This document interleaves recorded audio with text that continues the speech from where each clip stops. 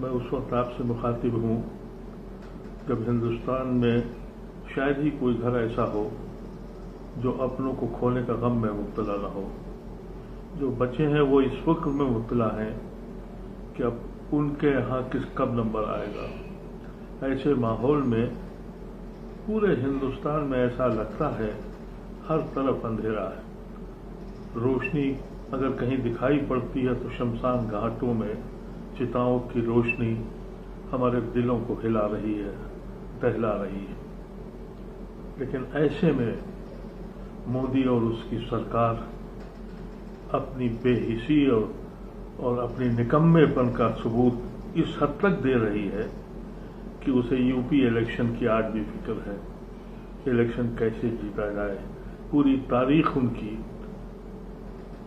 Opposition से power में आना, पावर में आके सारे इंस्टीट्यूशंस पे कब्जा करना, मुल्क को खोखला कर देना, सिर्फ एक फार्मूला, मुस्लिम दुश्मनी। हमसे नफरत करके और सिर्फ नफरत करके वोट हासिल करना। ये कोशिश बंगाल में भी की इन्होंने, लेकिन सलाम है बंगाल के लोगों को, हिंदू और मुसलमानों को, वो इनके जाल में नहीं आए। नतीजा ये है कि बंगाल हारने के बाद भी शिकस्त आज तक नहीं मानी है। अपने दलालों से, अपने एजेंट से, अपने एसोसिएट से और एजेंसी से आज भी वहाँ के मिनिस्टर, वहाँ के एमएलए उनको जेलों में डाल रहे हैं और अपने एमएलए को सरकार, सेंटर की सरकार करोड़ों रुपए उनकी हिफाजत के लिए रख रही है। ये कैफियत इस मुल्क में हो चुकी है। अब यूपी का इलेक्शन 8-9 महीने के बाद है। अब उसकी तैयारी है, इसलिए कि राम मंदिर का वादा था, पूरा कर दिया। लिंचिंग करके मुसलमानों को दहशतज़दा कर दिया। सब कुछ तो कर दिया। अब क्या करना है। इकानमी तो बूट चुकी है, मुल्क तो टूट चुका है। इंसान जो इस मुल्क में अपने प्राइम मिनिस्टर को सब कुछ उम्मीदों के साथ लेके आया था, उसकी उम्मीदें तो खत्म हो गई हैं। तो अब यूपी का इलेक्शन कैसे जीता जाए, उसकी चिंगारी एक छोटे से जजीरा, जो सबसे छोटा एक यूनियन टेरिटरी है जिसको लक्षद्वीप के नाम से कहा जाता है, वहां से शुरुआत की है। आपको मालूम है लक्षद्वीप केरल के पास बहुत से छोटे छोटे जजीरे हैं, उनको मिलाकर लक्षद्वीप आइलैंड कहते हैं। कुल उसका रकबा जो है वो 30-35 स्क्वायर किलोमीटर का है। 98% वहां मुसलमान रहते हैं। वहां एक अपना एडमिनिस्ट्रेटर भेजा, एक पॉलिटिकल ऐसा शख्स, आप अंदाजा करें, जो गुजरात में होम मिनिस्टर था, इनका right hand man, Amit Shah का बॉस, उसको उठाकर एक एडमिनिस्ट्रेटर को, जो डिप्टी ज्वाइंट सेक्रेटरी की पोस्ट होती है, वहां भेजा गया और कहा कि इतने मुसलमान कैसे रह रहे हैं और इतनी अच्छी तरह से कैसे रह रहे हैं कि न कोई वहां फसाद होता है, न वहां कोई गुंडागर्दी होती है, न वहां चोरी होती है, न चकारी होती है, न शराब पी जाती है। ये कैसे रह जाएगा। इसलिए वो प्रफुल्ल पटेल को, उस जालिम को वहां भेजा। अब आप उसका अंदाजा करें उस जजीरे का कि जहां जराइम ना के बराबर है, वहां शराब नहीं पी जाती, और शराब बैंड गुजरात में भी है, खूब पी जाती है, वो अलग बात। लेकिन कहा कि वहां क्योंकि 98% मुसलमान हैं, इसलिए शराब पिए, शराब लागू कर दी गई। वहां क्योंकि जराइम नहीं होते हैं, इसलिए कहा गुंडा एक्ट लगाओ, इसलिए कि जब शराब पिलाओगे और शराब पी के जब लोग अपने हवास गुम करेंगे तो दंगा फसाद करेंगे और फिर तुम उनको जेल भेजोगे। सिर्फ यही मकसद नहीं था। वहां की इकानमी जो है, वहां के आवाम जो है, वो सादा लोग हैं, उनका कारोबार, उनका रोजगार वो मछलियों के जरिए होता है। क्योंकि समंदर के बीच में जजीरा है वो, और वो जो मछली पकड़ते हैं तो उसके अपने समंदर के किनारे अपने हट्स बना देते हैं, जहां वो अपना सामान रखते हैं, अपनी किश्ती रखते हैं, अपनी मछलियां रखते हैं और फिर बेचते हैं उसको। उन किश्तियों को उनकी जो झोपड़ियां थी उसको गिराया गया कि माशी एतबार से ये खत्म हो जाए, ये गुंडागर्दी शुरू करें।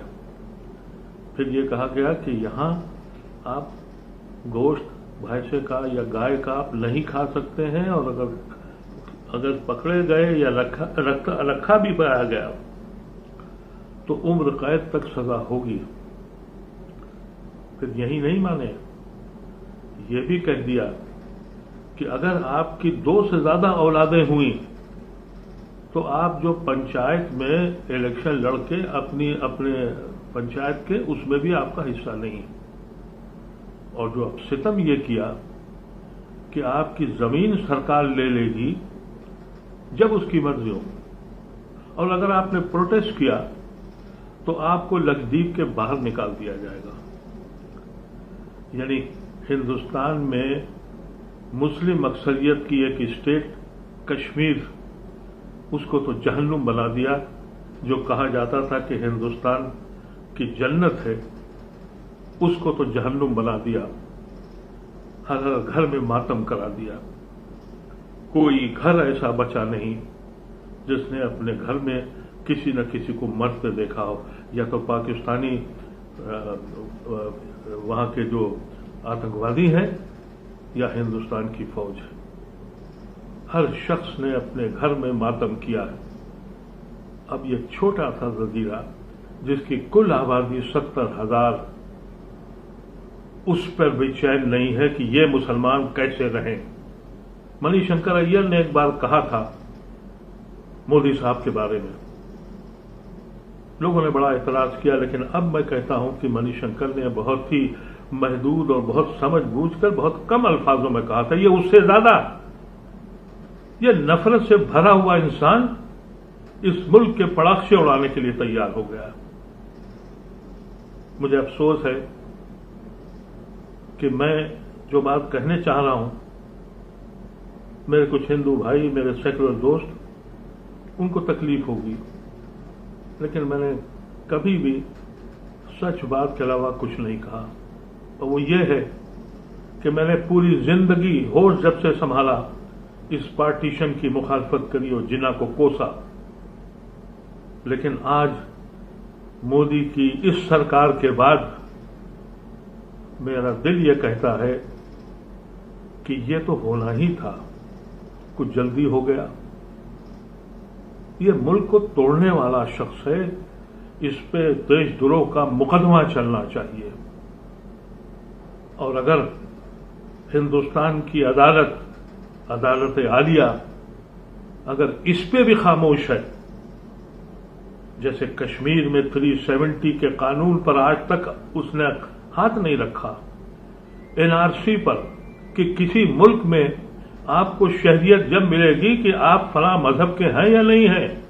अगर मुसलमान हैं तो आपको नहीं मिलेगी, अगर मुसलमान नहीं है तो शहरियत मिल जाएगी। इस पे भी सुप्रीम कोर्ट खामोश है।